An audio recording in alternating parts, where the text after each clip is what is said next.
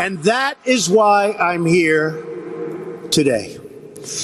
Because some people think that the natural resources of Utah should be controlled by a small handful of very distant bureaucrats located in Washington. And guess what? They're wrong.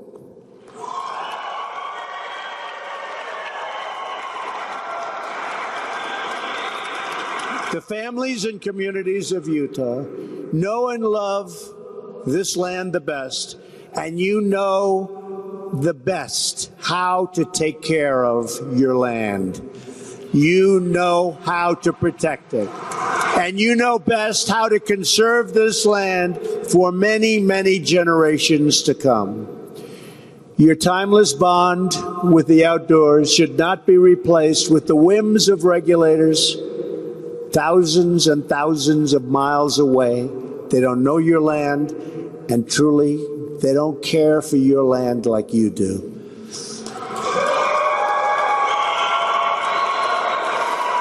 But from now on, that won't matter.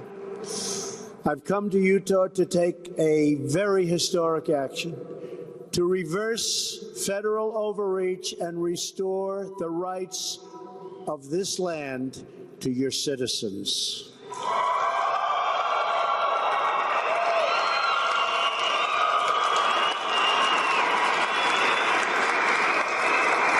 Thank you. Thank you.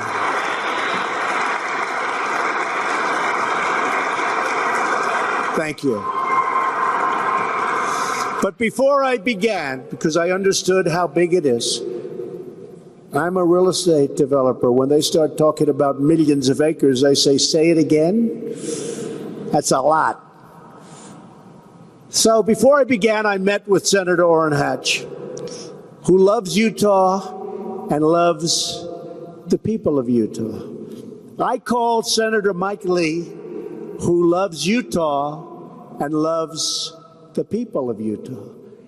I called your governor. I called my original, where is he? There he is.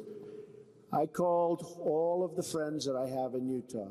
Trump orders largest national monument reduction in U.S. history updated at 3:42 p.m. ET. On a visit to Utah Monday, President Trump announced his proclamations dramatically shrinking the size of the state's two massive national monuments, Ears and Grand Staircase-Escalante, taken together. Trump's orders mark the largest reversal of national monument protections in U.S. history. The Ears National Monument will go from roughly 1.3 million acres to just 220,000, only about 15% of its original size, and Grand Staircase will be diminished by roughly half, from its nearly 1.9 million acres to about 1 million. The specific numbers were provided to reporters by Interior Secretary Ryan Zinke prior to Trump's announcement in Salt Lake City. "No one values the splendor of Utah more than you do," Trump told an enthusiastic crowd Monday, "and no one knows better how to use it." He noted that before making the decision, he had discussed it with Zinke and the state's two GOP senators, Orrin Hatch and Mike Lee. Both senators have been outspoken critics of the two national monuments, both designated under Democratic presidents, framing them as significant federal overreach. The decision caps months of speculation and a review of the boundaries of large national monuments that protect more than 100,000 acres of U.S. public land. The review, conducted by Zinke, originally looked at more than 24 national monuments designated by presidential decree since the 1990s.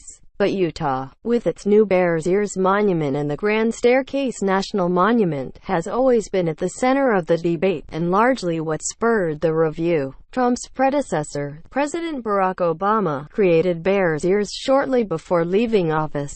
The Grand Staircase Monument dates to the Clinton administration. Utah's Republican congressional delegation, along with county commissions and conservative groups, pressed the administration to open up these federal lands once more for private use. President Trump's decision to reduce these monuments allows us to still protect those areas that need protection, while at the same time keeping the area open and accessible to locals who depend on this land for their daily lives, said Matt Anderson of the Utah-based Sutherland Institute. Anderson says large, public land national monuments hurt rural counties.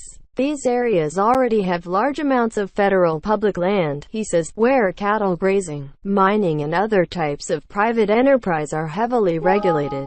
Rural Utah is still fuming from President Bill Clinton's designation of the Grand Staircase in 1996, which grandfathered in existing cattle grazing leases and other uses, but also nixed a proposed coal mine. Clinton signed the proclamation at the Grand Canyon, in Arizona, and Utah officials at the time said they were blindsided. When you designate a large national monument, you restrict access to the land and you block traditional uses of the land, Anderson said. In rural San Juan County, home to Bears Ears, more than 60% of all the land is owned and managed by the federal government. The county, which is also about 50% Native American, is often cited as one of Utah's poorest, depending on which side you're on. Monday's announcement is either about an overreaching federal government that prevented development on large amounts of federal land with little local support, or it's the latest example of the U.S. government breaking promises with Native Americans. Many tribal leaders and activists began convening in Salt Lake City over the weekend to protest the president's decision. At a rally Saturday, Ethel Branch, Attorney General of the Navajo Nation, predicted the president wouldn't even set foot on or see the land in question. "I want him to visit Bears Ears before he takes any action," Branch told a cheering crowd at a rally outside the Utah Capitol. "That's unlikely. With the monument more than a 5-hour drive from Salt Lake, and with the president's tight visit also including a trip to the Church of Jesus Christ of Latter-day Saints Welfare Square." Bears Ears is considered some of the most culturally significant land in the American Southwest. Its famous Red Rock Canyon country is dense with ancient artifacts, cliff dwellings and sacred burial grounds. Just a couple of years ago, some of the land was proposed for additional federal protections, but a bill backed by Utah's House Republicans stalled in Congress. Then, last year, the Obama administration held meetings in the region before declaring it a national monument in late December under the 1906 Antiquities Act. Republicans in Congress have proposed changes to the act, originally intended to protect against the looting of ancient artifacts from public land, to make it harder for presidents to use it as a means to create large national monuments. As for Trump, the law is gray when it comes to whether a president can actually shrink or abolish a large monument. Legal experts say that has historically been the role of Congress.